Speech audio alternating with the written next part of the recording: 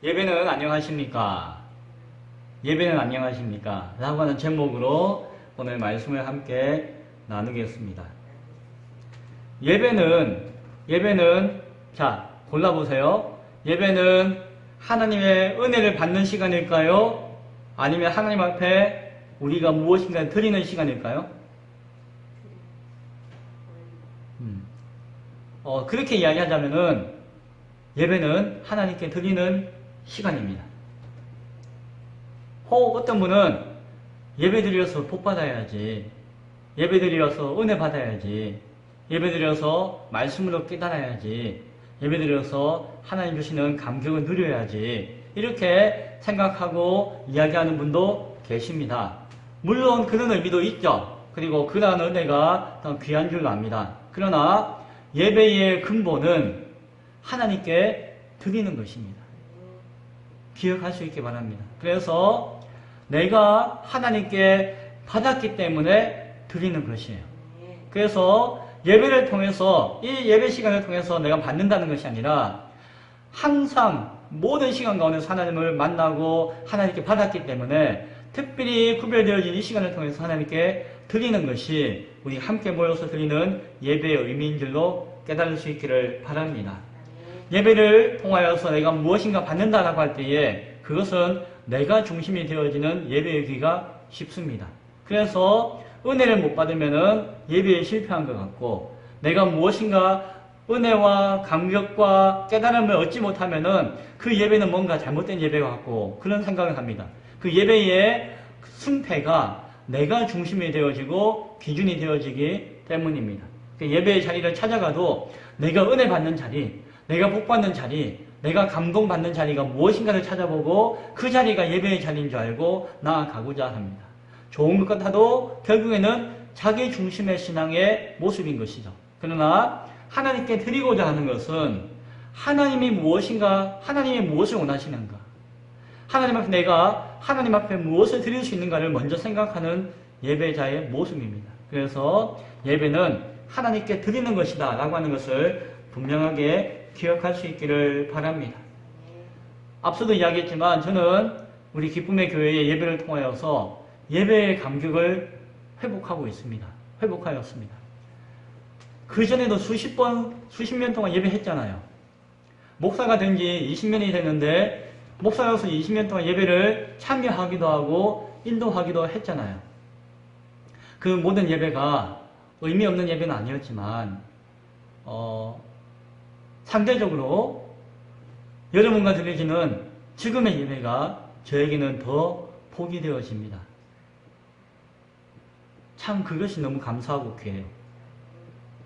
그래서 왜 그런가 생각해 보면은 예전에는 내가 설교하고 내가 인도하기 때문에 내가 설교하고 인도하는 일을 위해서 예배에 참여했던 적이 있었던 것 같아요.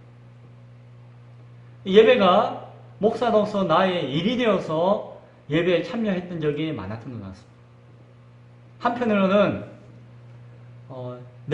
내가 목사이기 때문에 순전한 믿음과 갈망함 가운데 예배에 참석한 것이 아니라 그냥 구경꾼 같이, 판단자 같이 그냥 생각하면서 그냥 예배의 구석에 앉아서 예배에 몸은 참석하고 있지만 내 마음과 영혼은 그 자리 가운데 예배하지 못하는 때가 많이 있었던 것 같습니다. 수많은 예배를 드리다 보니까 새벽부터 주중에 주일날도 1부, 2부, 3부 저녁까지 정말 예배를 많이 드리다 보니까 예배가 타성이 되어지고 인이 바뀐 것과 같이 무감각하게 드려지는 예배가 많았던 것 같아요. 그것이 이전에 저의 부족한 모습 가운데 있지 않았는가 하는 생각을 하게 되어집니다. 그런데 지금은 예배 하나하나가 너무 귀하잖아요. 한 시간 한 시간 예배가 너무 귀하고 그 예배를 기대하고 소망하며 또 그 예배 가운데 주시는 하나님의 감격이 너무 귀해요. 사실 이전에는 예배를 통해서 사람을 의식하고 바라볼 때가 많았습니다. 그 수많은 사람 가운데 그 사람들을 바라볼 때가 있었습니다. 그러나 지금은 하나님을 바라보게 되어지고 하나님만을 바라보게 되어지고 하나님을 우선적으로 바라보게 되어지니까 예배에 간격이 있게 되어지고 예배의 회복이 있는 것 같습니다. 너무 감사한 것 같아요. 얼마 전에 제 모교인 총신대에서 7월달에 광고가 나기를 실천신학 전공에 예배학을 가르칠 수 있는 교수를 뽑는 광고가 나왔습니다. 저는 별 관심이 없어서 안 보다가 제 사촌 여동생이 오빠에게 최근에 이제 관심이 많아져가지고 그 친구도 이제 박사거든요. 그래서 이제 이런저런 광고를 보다가 그걸 보고 저한테 연락을 주었어요. 한번 지원해보지 그래? 제가 섬기고 있는 신학교는 작은 신학교입니다. 그런데 그 총신대학교는 크고 유명한 신학교인데 그전에는 학교에 문제도 많고 저하고 안 맞다고 해가지고 그 사모하는 마음이 없었는데 그 며칠 전에 그 이야기를 듣고 나서 왠지 마음에 작은 감동이 있었습니다. 한번 내가 지원해 봐야겠다. 하나님 뜻이라면은 지금은 그래도 연구하고 준비할 수 있는 여력이 되어지는 때니까 내가 뭐 신천신학 전공했고 박사학위도 벌써 딴지 오래됐고 또 학교에서 강의도 좀 했고 충분히 뭐 안 될 게 뭐가 있겠는가 한번 해봐야지 하는 마음이 생겼어요. 그리고 그 세부 전공이 예배학이었는데 예배에 대해서 또 관심이 생기고 최근 며칠 동안 예배학에 관련된 책들을 막 여러 권을 또 보았습니다. 내가 가르칠 수 있는 자격이 되는가? 가르치면 뭘 가르치는가? 뭐 이런 생각을 하면서 생각을 했죠. 이제 지원을 할지 안 할지 그거는 이제 차후 문제인 것 같아요. 아무튼 그러한 작은 감동을 통해서 제가 다시 한 번 더 예배에 대해서 생각할 수 있는 기회를 하나님께서 주셨다는 것이에요. 그리고 오늘 이 말씀을 읽고 여러분과 나누게 되었습니다. 오늘 본문의 배경에는 한 사마리아 여인과 예수님과의 만남과 대화가 있습니다. 예배에 관한 어떤 이론적인 이야기를 하기 전에 오늘 본문의 이야기를 하기를 원합니다. 예수님께서 어느 날 사마리아의 수가라고 하는 동네를 지나시게 되었습니다. 제자들은 본인이 있어서 마을로 나타나가고 예수님이 혼자 정오에 낮 12시쯤에 가장 뜨거울 때에 그 동네에 있는 한 우물가에 옆에 앉아서 쉬셨습니다. 아마 정오 12시쯤 되었지만 나름대로 허기도 지고 지치고 갈증도 나고 하셨던 것 같아요. 그래서 우물가에 앉아서 쉬셨다라고 성경은 이야기합니다. 그때에 그 동네에 살고 있는 한 여자가 물을 길러 왔습니다. 예수님께서 그 여인에게 대뜸 물 좀 주소, 물 좀 주세요 라고 이야기하였습니다. 한낮에 아무도 그 우물가에는 없었습니다. 그냥 지나가다가 쉬고 계신 예수님이 거기 계셨고 아무도 없는데 그냥 홀로 물을 길러러 왔던 여인이 그곳에 있었습니다. 그 동네는 대부분의 여인들은 아침이나 저녁에 시원할 때에 그리고 물도 시원할 때에 물을 길러서 뭐 살림을 하든지 밥을 하든지 빨래를 하든지 했다고 합니다. 낮에는 너무 덥고 물도 미지근하고 더워서 낮에는 우물가에 오는 사람이 별로 없는 동네였다라고 합니다. 이 여인은 사람들이 싫어서인지 눈을 피해서인지 아니면 왕따라서 그런지 그냥 아무도 없을 때 혼자 우물가를 찾아왔습니다.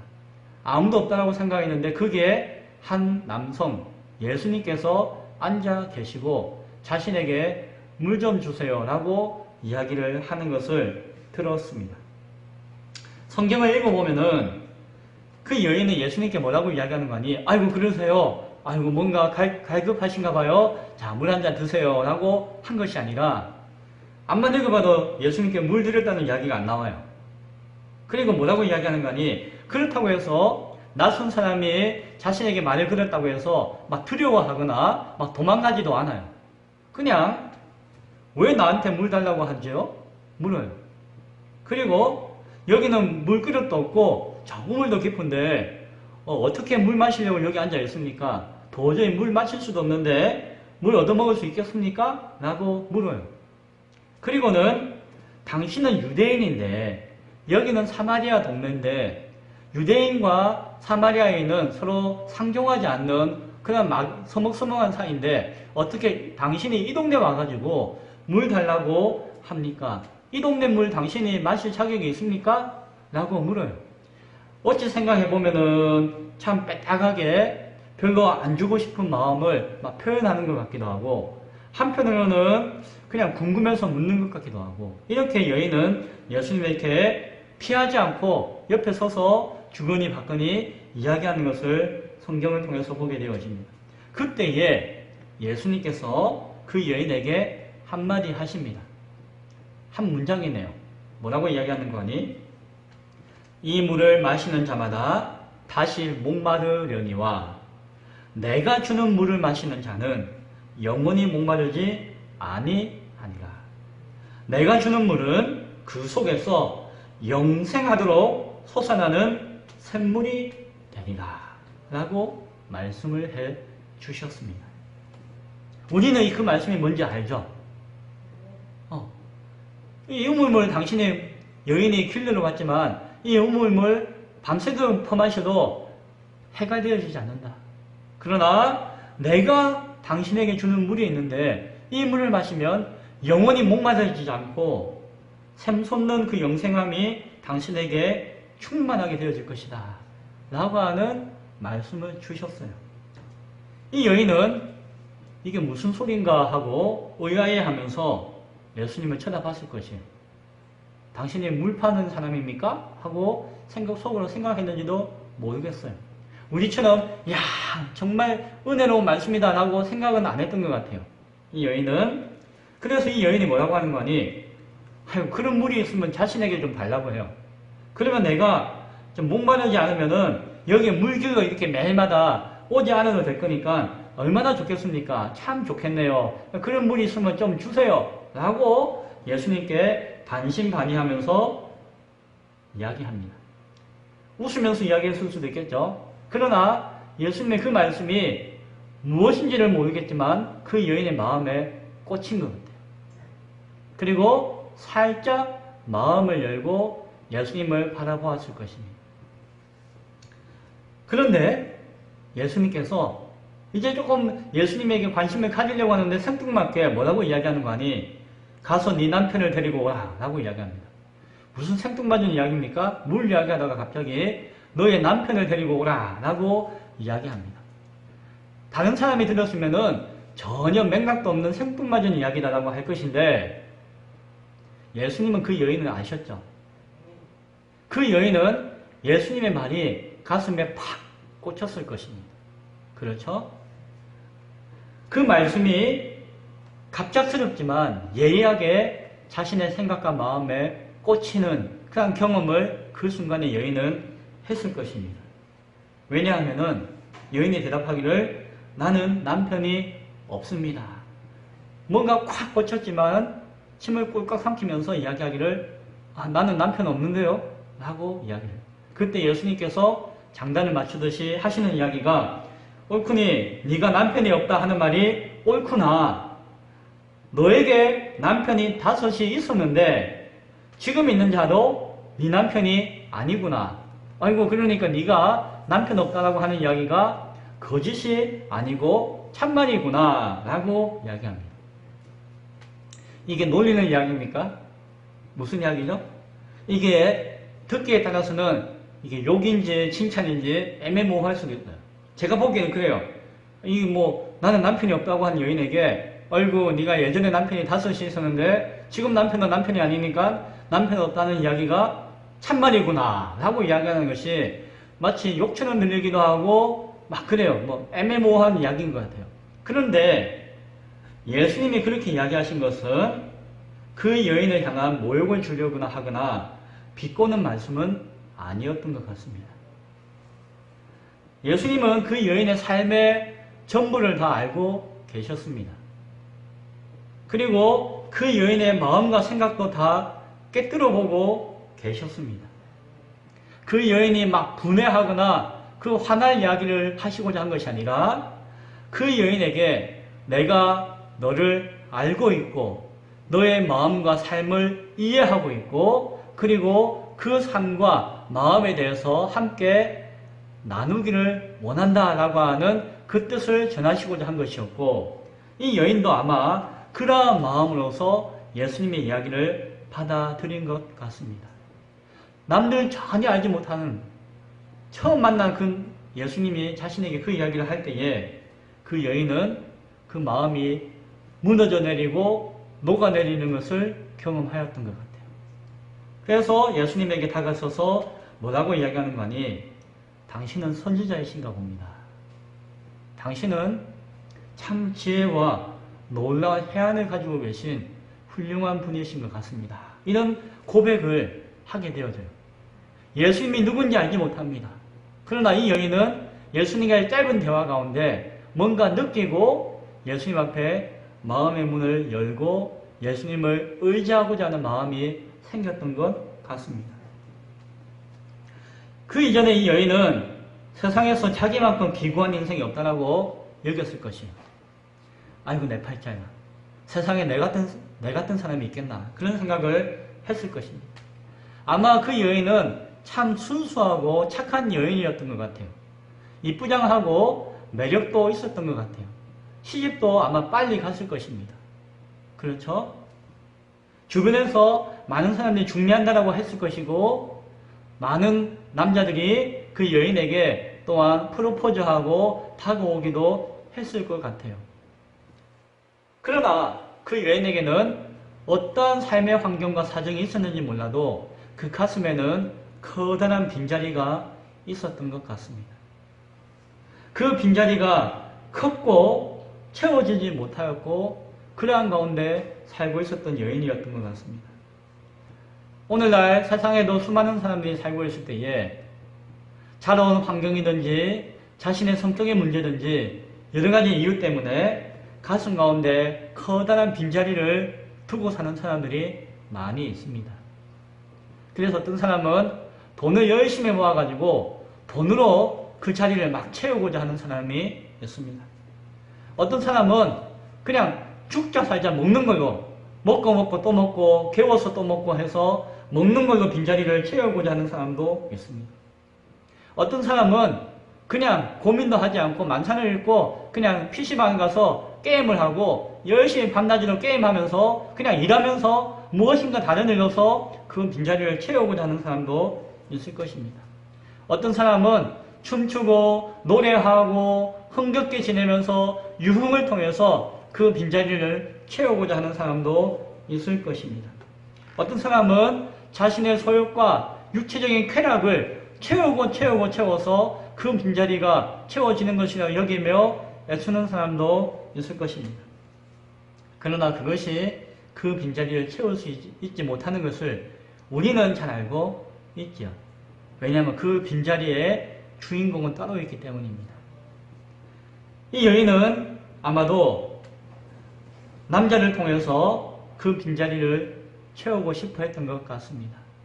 첫사랑이, 첫 결혼이 무슨 이유든지 실패했을 것 같고 그 실패의 이유가 어디에 있는지 또 다른 남자를 통해서 그 자리를 채우고자 했을 것이고 그러나 그 빈자리의 주인공이 아니었기 때문에 그 허전함으로 말미암아 여전히 삶에 낙이 없었을 것이고 사는 것이 괴로웠을 것이고 그 남자와도 서운한 관계가 되었을 것이고 헤어지게 되었을 것이고 또 다른 남자를 통해서 채우고자 했을 것이고 채워지지 않았을 것이고 그것을 5번이나 반복하는 인생을 살았습니다. 그리고 지금도 정식으로 이제 결혼조차도 하지 않는 그냥 한 남자로서 채우고자 하는 삶을 살고 있지만 여전히 허전한 빈자리 가운데 갈급해하는 삶을 살고 있던 것이 그 여인의 모습이었던 것 같습니다. 아마 자녀가 있었겠죠. 그냥 그 자식 키우는 것 때문에 자식 때문에 죽지 못하고 하루하루를 그냥 힘겹게 사는 인생이 그 여인의 인생이었을는지도 모릅니다.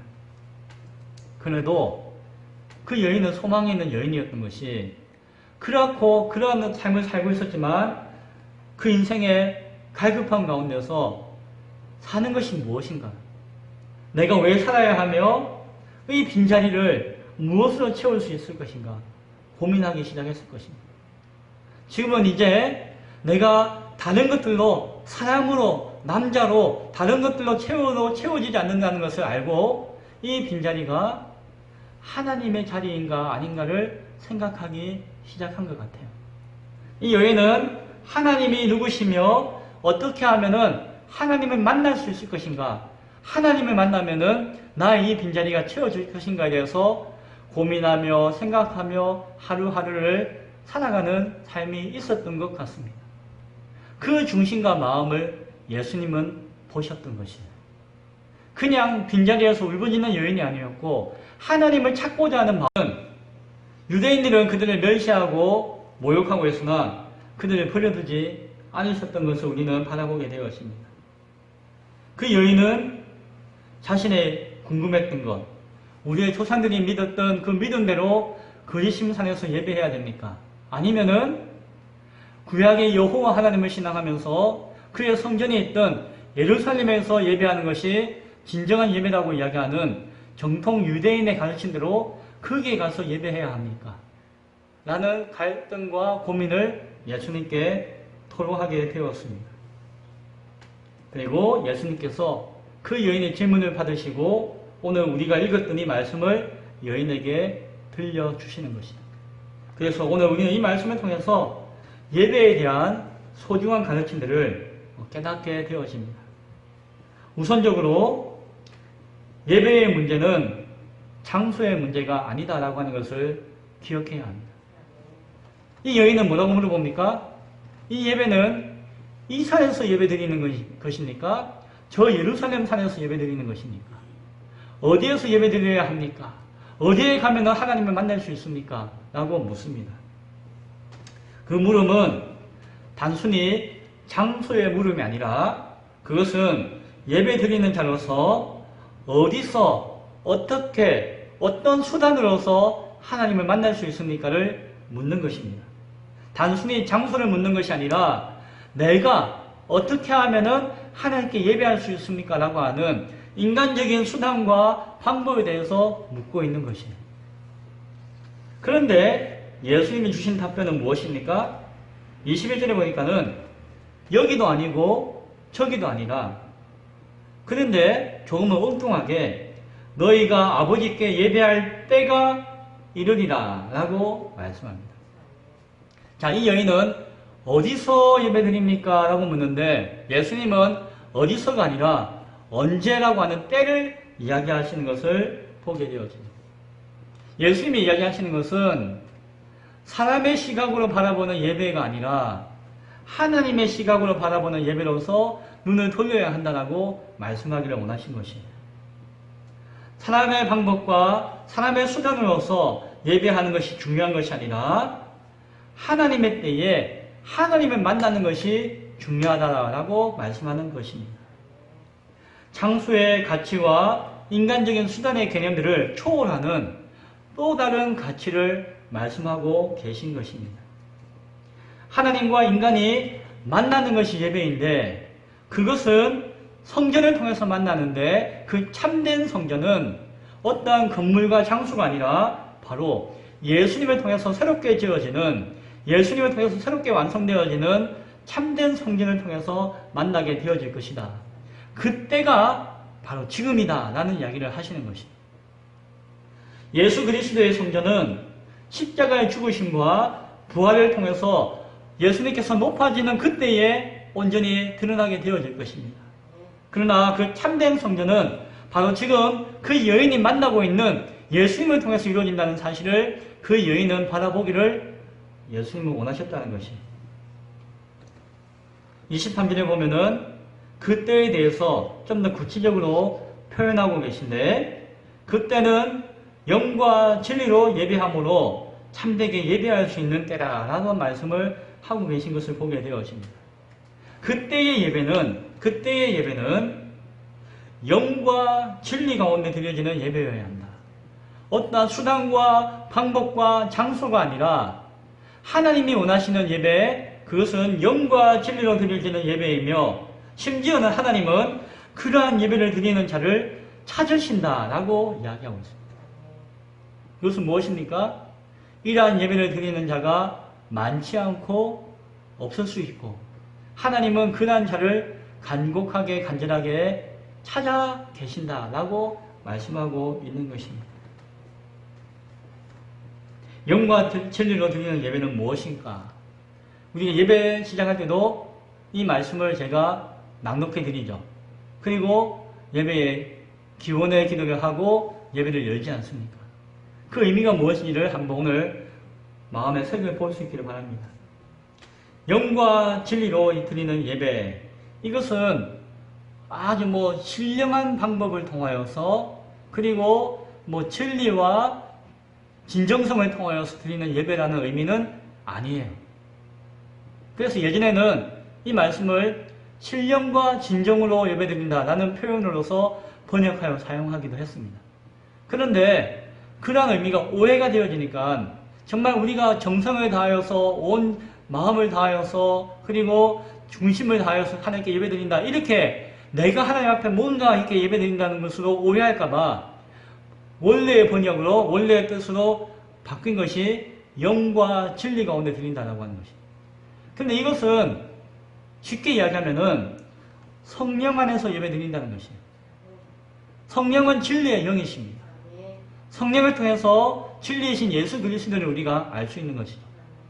영으로 드린다라고 하는 것은 단순히 인간의 영혼을 통하여서 드린다는 의미가 아니라 하나님의 영이신 그리스도의 영이신 성령 안에서 드린다라는 의미예요. 그래서 영과 진리 가운데 예배드린다라고 하는 것은 그냥 간단하게 이야기하면은 성령 하나님 안에서 예배드린다라고 이해해도 틀린 말은 아닙니다. 자, 그러면은 그 이유와 까닭이 무엇인가 하니 오늘 예수님께서 뭐라고 이야기하십니까? 하나님이 영이시다라고요. 하나님이 우리가 예배하는 대상인 하나님이 영이시기 때문에 우리는 하나님의 영이신 성령 안에서 또한 우리의 성령의 인자하심이 있는 우리의 영혼을 통하여서 하나님께 예배하는 것이다 라고 이해하고 예배드려야 한다는 것입니다. 예배는 영과 영이 만나는 시간이라는 것입니다. 하나님의 영이 성령과 성령의 인도하심을 받은 우리의 영이 만나는 시간이 예배의 시간입니다. 하나님의 마음과 우리의 마음이 만나는 시간이 예배의 시간입니다. 그래서 이것은 무엇을 이야기하는 거니? 첫째, 예배는 영적인 가치로 바라보며 드려져야 한다라고 하는 것입니다. 바꿔 이야기하면은 육체적이고 물질적인 가치로서 예배를 드리고자 해서는 안 된다는 것입니다. 내가 어디 장소에 가가지고 예배 드려야지. 어떤 예배당에 가서 예배 드려야지. 내가 저 큰 교회에 가서 예배 드려야지. 환경이 잘 꾸며진 곳에 가서 예배 드려야지. 아니면 내가 그 어떤 환경과 어떤 방법으로서 예배 드려야지. 라고 하는 방법과 가치로서 예배하는 것이 아니다라고 하는 것입니다. 인간을 위해서 예배 드려야지. 인간을 바라보면서 예배 드려야지. 인간을 기쁘게 하면서 예배 드려야지. 예배를 통해서 인간이 위로받고 인간이 은혜를 누리고 인간이 즐거워해야지 그것이 참된 예배의 자리지 라고 생각하는 것이 틀렸다라고 하는 것입니다. 예배는 오직 인간의 수단과 방법과 물질적인 가치로서 드리는 것이 아니라 우리의 마음의 중심인 영이 하나님의 영과 만나는 것이 예배의 자리이며 예배의 본질이라고 하는 것을 우리는 깨달을 수 있어야 한다라고 하는 것입니다. 다른 인간적인 수단과 방법과 인간의 중심이 되어지는 예배는 되어져서는 안 된다라고 하는 것. 또 하나는 예배는 성령 안에서 드리는 예배라고 하는 것은 성령으로 거듭난 자가 예배할 수 있다는 것을 이야기합니다. 그래서 하나님을 알지 못하는 자는 하나님께 예배할 수가 없습니다. 하나님을 믿지 못하는 자는 하나님께 예배할 수가 없습니다. 성령으로 거듭나지 못한 영혼은 하나님께 예배할 수가 없습니다. 많은 사람들은 하나님 몰라고 안 믿어도 그냥 교회 가서 예배하면 예배하는 것이지라고 생각하지만 사실 그것은 온전한 예배는 아니죠. 하나님을 향해서 은혜를 구하고 하나님의 역사를 소원하며 하나님의 도우심을 간구하는 그런 연약함 가운데 나아올 수는 있지만 그렇다고 해서 그 사람이 하나님 앞에 온전한 예배를 드릴 수 있는 것은 아닙니다. 그래서 우리는 기도해야 되겠죠. 초신자나 믿음이 없는 사람이 예배 자리에 초청하여 참여하면은 이 심령이 성령으로 거듭나서 영혼으로 하나님께 예배드릴 수 있는 영혼이 되어지도록 도와주옵소서라고 우리는 간구하며 중보하며 기도할 수 있어야 됩니다. 또 하나, 하나님을 향한 온전한 믿음이 없는 사람이 예배드릴 때는 겸손해야 합니다. 여기에 하나님의 거듭난 영들이 하나님 앞에 영으로 드리는 예배 가운데서 아직은 내 영혼이 거듭나지 못한 그 내가 그 자리에서 예배의 방해꾼이 되어지지 않도록 주의하고 겸손할 수 있어야 합니다. 그리고 우리는 그러한 겸손을 요구하며 권면할 수가 있어야 합니다. 왜냐하면 그 자리는 하나님의 영과 우리의 영이 만나는 하나님을 믿는 믿음의 사람들이 드려지는 예배의 자리이기 때문입니다.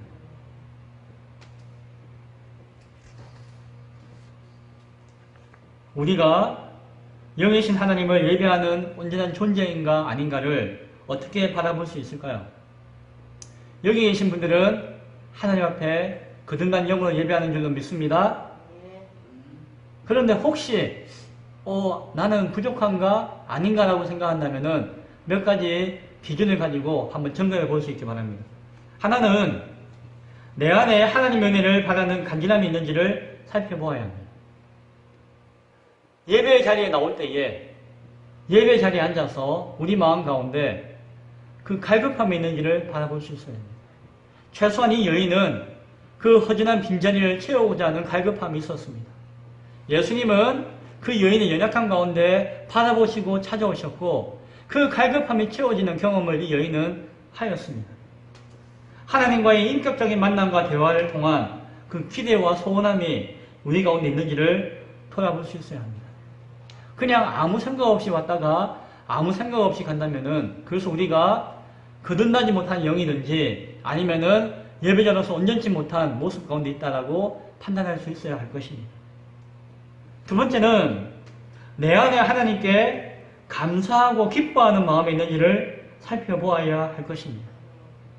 하나님 뭘 주세요. 오늘 내가 그냥 예배 가면은 하나님 앞에 뭐 받겠지요? 깨달음 얻겠지요? 감동을 얻겠지요? 라고 하는 것이 아니라 오늘 내 안에 이미 주시는 그 기쁨으로 말미암아 내가 즐거워하며 감사하며 그 기쁨의 마음을 표현할 수 있는 찬양하며 감사를 드러낼 수 있는 시간으로 예배를 사모하고 있는지를 예배 가운데 참여하고 있는지를 돌아볼 수 있어야 한다는 것이죠. 세 번째는 예배가 목적인지 예배를 통해서 내가 다른 것을 얻고자 하는지를 돌아볼 수 있어야 합니다. 심지어는 설교 말씀을 듣고 깨닫고 은혜 받았다라고 하는 것, 뭐 찬양대가 있으면 찬양대의 찬양을 듣고 잘 부른다, 노래 참 잘하네, 감동적이다 라고 하는 것, 설교가 내게 와닿지 않고 찬양이 나에게 감동 주지 않는다고 해서 그 예배가 실패거나 예배가 가치가 없다고 생각한다면은 그 사람은 예배의 목적이 어긋난 것입니다. 예배에 참석하는 것은 멋진 설교와 은혜로운 설교를 듣기 위한 것이 아니라 감동적인 찬양을 듣고 부르기 위한 것이 아니라 예배한다라고 하는 그 자체의 목적과 감격 가운데 들어있는 것이 예배인 것입니다. 하나님을 사모하며 간절함으로서 기쁜 마음으로서 하나님을 만나고자 하는 그러한 소망 가운데 나아가는 것이 예배인 것입니다. 그냥 예배할 수 있다는 그 자체가 감격이며 그 자체가 예배의 목적이 되어질 수 있기를 바랍니다. 물론 말씀의 은혜와 찬양의 감동으로서 내가 하나님의 은혜와 임재를 경험할 수 있을 것입니다. 그러나 그것이 절대적인 것이 아니라고 하는 것을 명심할 수 있기 바랍니다. 또 하나는 한 주간의 삶 속에서 하나님과 늘 대화하고 소통합니다. 밥을 하면서, 일을 하면서, 집을 청소하면서 순간순간 하나님과 대화하죠. 하나님과 소통하죠. 그 만나는 시간들이 있고 그 가운데 이야기하고 감사하고 즐거워하는 그 모든 시간들이 쌓였다가 우리가 공적으로 함께 모이는 이 예배의 시간을 통하여서 그것이 터져 나올 수 있어야 됩니다. 제가 예전의 예배가 다른 예배가 그것이에요. 앞서 제가 예배를 통해서 감격과 은혜를 누린다라고 한 것이 바로 그것입니다. 일상의 삶을 통해서도 기도하고 하나님과 소통하는 시간이 있지만은 이 예배에 구별되어진 우리가 함께 모여서 마음을 모으고 생각을 모으고 시간을 내어서 드려지는 이 예배를 통하여서 저에게 있던 그 감격이 터져 나오는 것을 경험합니다. 그런 것들 경험하는 줄로 믿습니다. 그것이 우리 예배의 기쁨과 즐거움이 될 수 있기를 소원합니다. 그래서 이 주일 예배가 되면은 일상에서의 삶 가운데 드려지는 만남과 다른 또 다른 만남이 울컥울컥 터져 나올 수 있어야 돼요. 막 기뻐가지고 웃음이 막 터져 나올 수 있어야 되고 그 하나님을 향한 그 간절함과 애통함을 통하여서 막 눈물이 터져 나올 수도 있어야 할 것입니다. 일주일 동안 주여 주여 하다가 예배 자리에서는 주님 왜 나를 온전케 하지 못하였습니까? 라고 원망의 소리가 터져 나올 수도 있고 그 가운데 하나님 앞에 은혜를 간절히 사모하는 간절한 기도의 음성이 터져 나올 수도 있고 그 가운데서 하나님을 만나는 기쁨과 소망이 감격으로 터져 나올 수 있는 시간이 되어야 할 것입니다. 말씀을 맺고자 합니다. 내가 온전히 영으로 하나님께 예배하고 있는가를 점검하는 이야기를 할 때 그동안 내가 예배를 잘 잘못 드렸나? 돌아볼 수 있다면 그것이 은혜인 줄은 믿습니다. 상처와 아픔과 허전함과 연약함으로 하나님의 은혜만을 유일한 소망으로 여겼던 그 한 여인을 통해서 예수님은 참된 예배의 의미와 가치에 대해서 우리에게, 저와 여러분에게 말씀해 주셨습니다. 예배는 특정한 장소와 특정한 방법을, 수단을 통해서 인간이 중심이 되어서 드려지는 예배가 아니라 하나님을 만나고 예수 그리스도를 만나고 예수 그리스도를 온전히 신앙하는 고백을 있는 그때에 이루어지는 것이 참된 예배인 줄로 믿으시기 바랍니다. 그것이 우리의 삶을 통하여서 영과 진리로 예배하는 참된 예배자의 모습 가운데 나아갈 때에 우리 가운데 경험되어질 수 있기를 소원합니다. 그 예배자의 감격이 우리가 매 주일마다 드려지는 예배를 통해서 터져 나오는 그 기쁨과 감격이, 감동이 느껴지는 복이 있기를 축원드립니다. 그래서 예배 드리는 것이 기쁨이고 감사고 예배 드렸더니 내 몸에 있는 모든 것들이 회복되어지고 치유되어지고 예배로 말미암아 내 삶의 소망이 다시 한번 샘솟아나는 그러한 삶이, 그러한 고백이 우리 가운데 있을 수 있기를 바랍니다. 그것이 참된 예배자이며 하나님 오늘도 그러한 예배자를 찾고 계심을 바라보며 아이고 오늘 내가 여기서 내가 너를 통해서 참된 예배자를 찾았다라고 하는 주님의 음성이 여러분의 심령 가운데 들려질 수 있는 복이 있기를 간절히 축원드립니다. 기도하겠습니다.